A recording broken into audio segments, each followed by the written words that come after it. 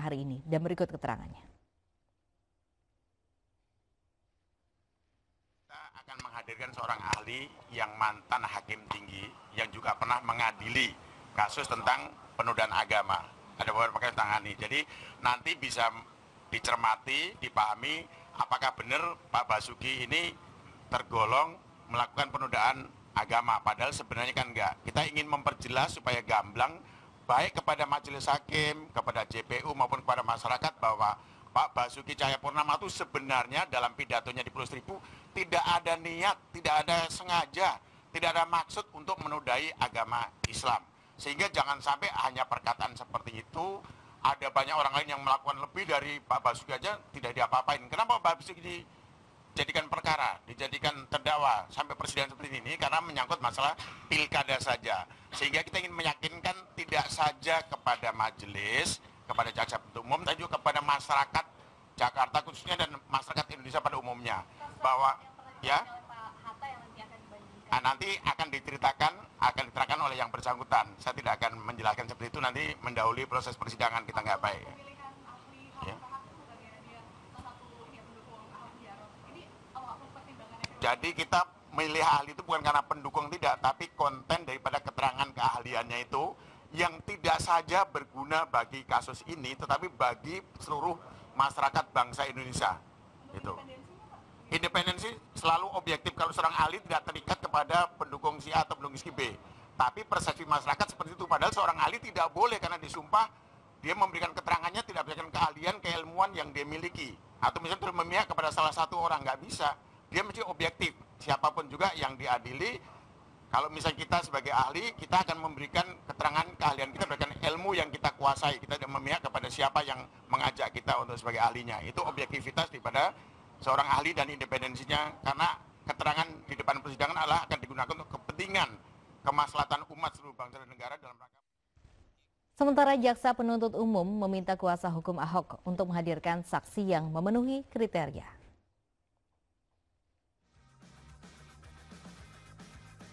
Psikologi maupun ahli dari bahasa.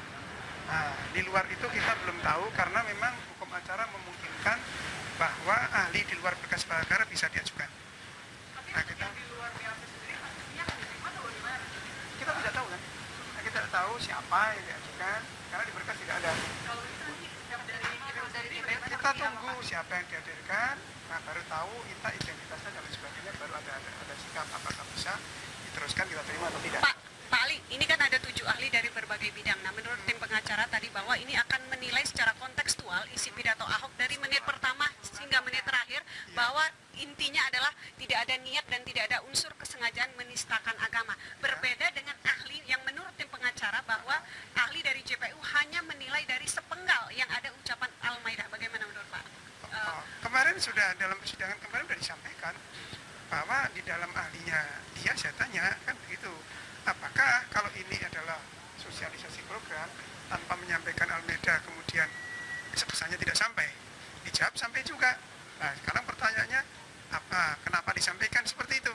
Nah, kan gitu. Nah, itu kan bagaimana kesimpulannya nantilah kita. Ya. Pak, ini kan di ahli yang non BAP, yang di BAP Ya. ada nama kakak. Ya kan kita ketahui politisi dari Hah? BAP, Pak. Ya. Apakah ditolak atau gimana? Saya tidak tahu dia politisi atau tidak, nanti disampaikan lah. Ya. Dicek background-nya dulu ya Pak ya? Iya, kepentingannya apa kan gitu, kepentingannya apa. Tetapi kalau sepanjang itu undang-undang melarang, ya tidak bisa. Kalau undang-undang tidak melarang, ya bisa dilanjutkan. Tapi Pak, Ya. kembali lagi ke kriteria seperti apa yang nantinya di luar BAP bisa diterima dan ditolak? Kriterianya, yang penting sesuai dengan keahliannya.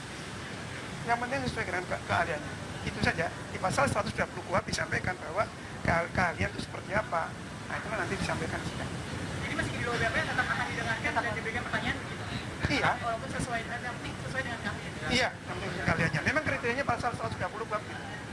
Pak Ali, kan kalau dari JPU itu saksi-saksinya diperdengarkan videonya yang sudah dipotong gitu kan Pak, sekian detik. Nah, tapi kalau dari kuasa hukum itu diperdengarkannya yang lebih dari 1 jam itu gimana Pak?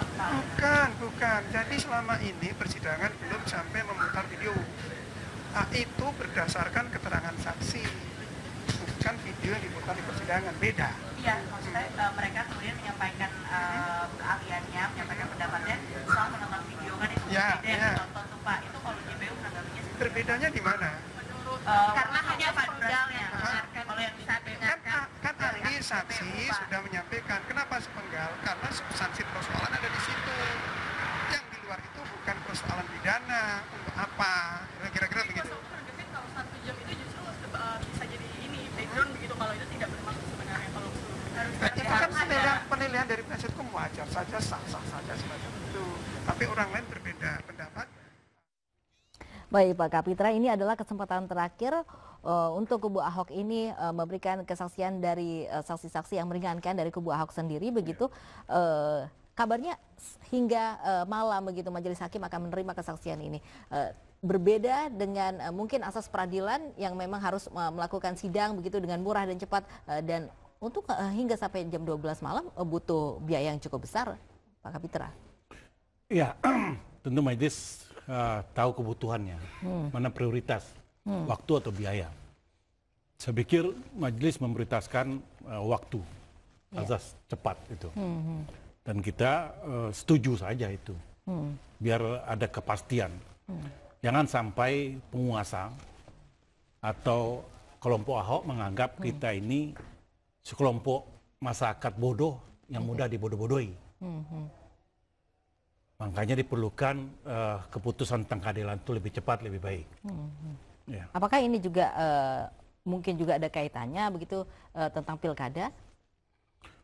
Kalau saya pikir tidak ada kaitannya kalau kita hitung dipercepat, ini putusannya paling Mei. Sementara pilkada kan 19 April. Ini paling pertengahan atau ya pertengahan Mei baru selesai ini. Baik. Jadi tidak ada kaitannya. Tetapi karena kita dianggap ini orang-orang bodoh, masyarakat bodoh dan mudah dibodoh-bodohi, digiring-giring, dibawa-bawa kemana-mana. Baik, dan jika memang nanti pada putusan vonis begitu Pak Kapitra, putusannya adalah mungkin harapan dari kubu Ahok sendiri begitu ia menang dalam pilkada dan juga menang dalam kasus hukumnya, apa yang mungkin terjadi dalam jabatan dari kasus dari mungkin Basuki Cahayapurnama ini? Begitu, Pak. Saya pikir ini kan belum ingkrah ya, pengadilan itu belum ingkrah. Tentu ada hak-hak yang lain. Ya. Dan risiko bagi jasa penuntut umum kalau kalau ini bebas ya. Tetapi kita tentu tidak mau mengembangkan prediksi ke depan. Ya. Karena prediksi hari ini sudah kita tahu bahwa ke depan